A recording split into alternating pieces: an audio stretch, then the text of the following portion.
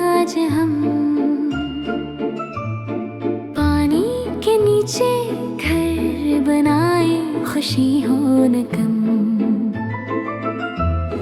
कांच की सुरंग बनेगी मछलियों के संग, रंगीन दुनिया देखेंगे, नया है ये रंग। आबदूज चले धीरे धीरे बुलबुलों का गीत, समंदर की इस दुनिया में है प्यारी सी रत। वही मछली दम हलाए, कुछ वहाँ भी है साथ। पानी के नीचे हमने थामा एक हाथ। बिल्ली सब मेरी ने देखो, एक इसकी उटर यार। पानी में भी काम करे है ये होशियारिटी।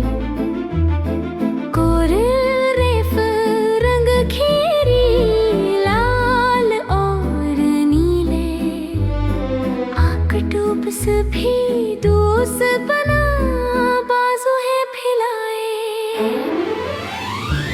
आबदूज चले धीरे धीरे बुलबुलों का गीत, समंदर की इस दुनिया में है प्यारी सी रेत। छोटे बले गोताखोर कांच से देखे बाहर, शार्क मामा हंस कर गुजरे है ये कितना माहिर।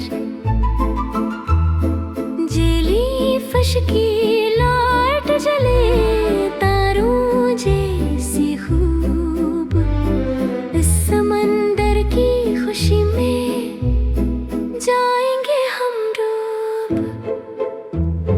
सनो सनो प्यारे बच्चों, समंदर है एक जान, कदरत से